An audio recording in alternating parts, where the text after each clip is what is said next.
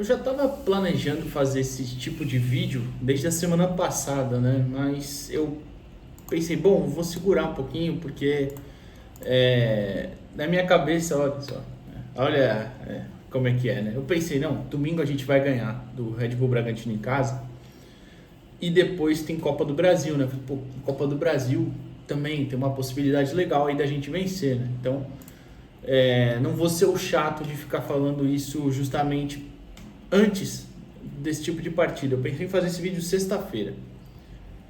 Quinta-feira, aliás, primeiro. E aí acabou até que saiu o negócio da escalação do Neymar e tal. Sexta a gente fez sobre o DM, enfim, que era indispensável. Falei, bom, vou deixar para mais pra frente. Tomara que, com sorte, nem precisasse fazer, né? É engano meu, né? Porque a gente conseguiu perder pro Bragantino em casa. A gente tem desfalques a rodo aí, né? Ontem, por exemplo, um banco com uma linha ofensiva formada exclusivamente por meninos da base, que entraram na fogueira, né? E eu acho que valia a pena fazer um vídeo para falar sobre isso que eu queria falar. E até... não, eu ia falar apontar, não é apontar, mas pensar aqui em cobrar as pessoas certas, né? E falar as pessoas certas que são responsáveis aí por essa situação. E eu até coloquei na thumb, caraca, o vizinho caiu aqui, ou deu ruim, bateu alguma coisa, meu Deus. Eu até coloquei na thumb aí o Pedro Caixinha, como vocês podem ver, né? Mas para exemplificar a situação do técnico em si. Não, considerem qualquer técnico que passou aqui nos últimos anos, não precisa ser o Caixinha exatamente, tá? Um técnico chega no Santos, todo mundo gosta no começo, metodologia nova e tudo mais, especialmente se for gringo. Aí não dá certo, passa 3, 4 meses o cara é demitido. Aí fica algumas peças aí que não renderam, outras peças que poderiam de repente ter rendido mais, ter mais tempo de jogo, e esse ciclo vai repetindo, né? Você pode falar isso de 2022, por exemplo. Você pode falar isso de 2021, por exemplo. Começa com o Olan, o Ariel Olan, né? Olan, sei lá como é que se fala, nem lembro mais também. E aí sai, aí tem o Carille, aí tem em 22 começa com o Carille, aí sai tem o Bustos, aí sai, termina com Orlando, aí 23 é o Odair, aí tem o Aguirre, aí tem, enfim, vocês viram, isso que eu pulei o turno ainda, meu Deus, vocês sabem, né, o ciclo de cagada que foi isso tudo. E apesar de no meio disso tudo, desses todos os profissionais aí, muitos bem ruins, o principal culpado não são eles, cara, não são eles. Porque, primeiro, alguns são tão ruins que não deveriam nem ser técnico. Paulo Turra, né?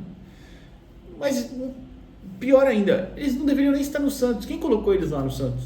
É óbvio que o cara vai aceitar vir pro Santos, mas não tem condição. E aí, o cara é demitido como se a gente sempre acha, e a gente, eu tô me incluindo nisso, tá? Porque a gente no geral, pra talvez se apegar um fio de esperança, tipo assim, não, vamos demitir o cara, e é um técnico novo, vai dar jeito. E às vezes, o cara chega, um novo técnico, dá um ânimo ali, muda uma coisa ou outra, mas os problemas se repetem, a coisa mingua o trabalho e dá ruim de novo, e aí demite e volta outro cara, enfim.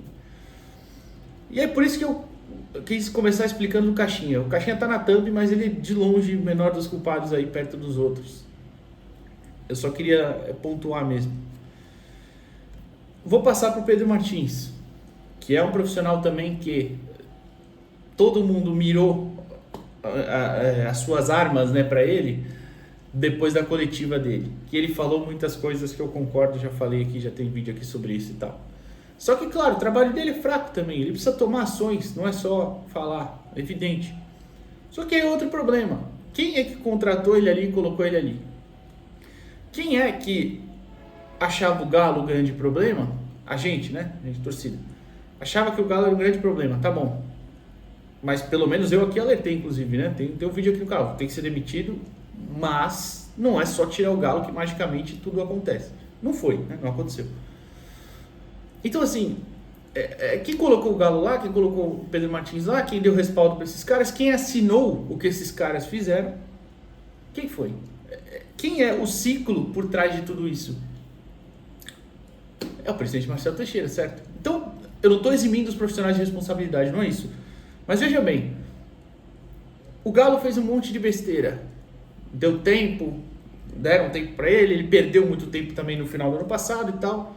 Quem é que tinha que tomar a decisão e falar, olha, o Galo, realmente você está aqui há 30 e tantos dias sem técnico, não tem como, vou ter que te mandar embora, eu vou trazer esse cara e eu vou chamar para mim, olha, fui eu que contratei, eu o presidente. É o presidente. E aí, passando por isso, eu vou deixar por último os presidentes em si, porque eu não vou falar só do Marcelo também. Mas assim, e aí as pessoas que lá estão no dia a dia, que a gente sabe que não tem cargo oficial, mas que se denominam dirigentes, que se denominam assessores especiais, ou o próprio Marcelo já falou, né? Assessor especial. Essas pessoas também estão lá no dia a dia e fazendo essas tomadas de decisão que não deveriam. E aí a gente volta a questionar, eu já falei isso aqui várias vezes, eu vou continuar batendo nessa tecla toda hora. Que conhecimento, que capacidade que essas pessoas têm para tomar decisões. E essas pessoas estão lá no dia a dia, enchendo o saco do técnico, seja ele bom ou ruim. O cara tá lá enchendo o saco dele, no sentido de vai lá, assiste o treino, ou como eu citei aqui o vídeo do Jair Ventura há um tempo na ESPN, né, dando entrevista, que ele falou que o lugar mais difícil de trabalhar foi aqui, por causa do ambiente político, das pessoas que vão lá no dia a dia, dão um tapinha nas costas, pô, você devia fazer isso, você devia fazer aquilo, enfim. Essas pessoas tomam decisões pelo Santos. Essas pessoas negociam coisas pelo Santos, e eu não estou nem falando só dentro do futebol, negociam, vocês sabem, tem questão de compra de terreno aí da União, e disso, daquilo, que nem vale a pena levantar agora, como a gente mostrou hoje na live do trio, o Alex Frutuoso no canal 10 falando muito bem, dane-se essa semana CT, Arena, isso, aquilo, essas coisas são essenciais para o clube, só que tem que sair na hora certa, antes de resolver o principal problema, que é a famosa gestão, que não tem. A gente tem que ter primeiro uma gestão, tem que ter profissionais e depois a gente vê essas coisas que já deveriam estar sendo feitas há muito tempo e não foram. Então, né, não adianta nada agora também ficar toda semana aí, a compra do CT na União, tá chegando, tá, beleza. Eu tô até me perdendo porque eu tô indo para várias vertentes aqui, mas o principal é, essas pessoas que comandam o clube estão se perpetuando no clube, se perpetuaram já no clube há muito tempo. E aí eu vou trazer aqui como exemplo para vocês. No dia da eleição do Marcelo Teixeira, o comitê de gestão dele foi anunciado, obviamente. Claro, o Santos tem o modelo do comitê. Tem o Fernando Bonavides, que é vice-presidente, tem o José da Costa Teixeira, que é membro do comitê, tem o Luiz Roberto Colombo, o Daniel Pereira Alves. Essas pessoas, todas já foram conselheiros por mais de 5 mandatos, pelo menos. E aí, eu pergunto para vocês, tem uma matéria até do Diário do Peixe falando, por exemplo, olha só, eu vou abrir aqui. Por exemplo, o José da Costa Teixeira é conhecido como Teixeirão. O José é engenheiro, figura emblemática do Santos, desempenhou papéis como presidente da mesa do Conselho Deliberativo em 3 mandatos distintos. Sua história política no clube remonta à década de 90, onde se aproximou do presidente eleito, o outro Teixeira, apesar de não serem parentes. Beleza, aí destacou-se por uma reforma estatutária em 2003, abriu caminho na presidência, papapá e tal, e tá lá. Aí tá bom. Aí tem o Daniel que é mais jovem até um pouco que esses dois, tem 44 anos, já está como conselheiro aí, já desempenhou alguns papéis aí, como diz a matéria do Diário, consolidou-se como articulador político de destaque na renovação das figuras do clube. Mas que renovação, se é todo mundo a mesma coisa? Enfim, o Daniel gerencia uma empresa no ramo de gastronomia em Santos. O Luiz Roberto Colombo é médico, oftalmologista, tem aí uma carreira no Santos antiga como conselheiro, enfim, sabe? Essas pessoas votam nas decisões do clube, fora os assessores que não são oficiais, fora o CEO, fora o presidente. Gente, sabe, é difícil, cara, é difícil, é desanimador, eu não consigo mais ter raiva. Acho que o Lucas Mussetti ontem falou isso no áudio dele lá no Instagram, né? É um sentimento que parece que não é nem raiva, nem indignação, mas é só, sei lá, só tô cansado, eu já sei que não vai mudar nada. E a gente fica aqui igual idiota repetindo isso. E eu tô falando igual idiota porque eu ainda sou mais novo. Assim, o canal aqui a gente tem há 2 anos e meio, né? Eu me formei em 2019, mas comecei só a trabalhar efetivamente em jornalismo em 2022. Desde lá já falo isso. Desde lá, inclusive, onde é a primeira oportunidade que eu tive no EPE, já falo disso. Imagina quem está mais antigo, quem está trabalhando com o Santos, cobrindo há mais tempo, tem pessoas que fazem isso muito bem. Eu acabei de citar o Alex Frutuoso na live, o próprio Noronha com o canal dele desde 2019. Essas pessoas já falam disso, tem outros também, que eu não vou ficar falando para não esquecer ninguém, ser injusto. É que eu sempre cito aqui quem eu mais acompanho, enfim. E toda vez é a mesma coisa, a gente bate na mesma tecla, porque essas coisas acontecem, essas coisas se repetem, essas coisas não mudam.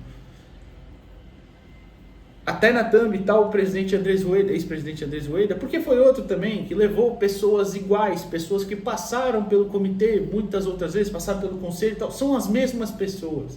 O Santos precisa de uma revolução assim completa, e não é nenhuma novidade aqui o que eu estou falando, não é. Só que é impressionante como em pleno 2025, essas próprias pessoas lá de dentro não entendam que o futebol mudou, gente. O futebol mudou, não é a mesma coisa. Essas pessoas têm a mentalidade tacanha, a mentalidade de que o futebol vai ser resolvido igual nos anos 90. No começo dos anos 2000, tá bom, que você conseguia montar ali um time decente, melhor dizendo, um time bom, com um técnico decente, e você conseguia se virar, porque era parelho, o futebol era muito igual ali, o futebol brasileiro, muito nivelado ali por baixo, né? Hoje, você tem clube faturando bilhão, Flamengo, Palmeiras, você tem clubes com estruturas infinitamente melhores. E aí, quando eu falo estruturas, não são só estruturas físicas, CT, departamento médico, que é um absurdo a nossa prevenção. Eu estou falando aqui desde essas lesões todas que têm acontecido. Tem clubes que têm essa capacidade de, não só financeira como Flamengo e Palmeiras, mas de organização muito maior que o Santos. De longe. A gente pode citar aqui Botafogo, Bahia, Fortaleza, o próprio Internacional, que até é um que se assemelha no modelo de gestão, mas que nos últimos anos conseguiu um pouquinho melhorar a sua dívida e tudo mais. E outros com capacidade de faturar muito mais. Por exemplo, a gente tem dois rivais aí tão na merda quanto a gente financeiramente, né? Mas São Paulo e Corinthians têm capacidades muito maiores de arrecadar do que a gente, de sair dessa situação, de sair, de conseguir atrair bons jogadores, atrair bons nomes, que é uma coisa que eu vou finalizar o vídeo falando.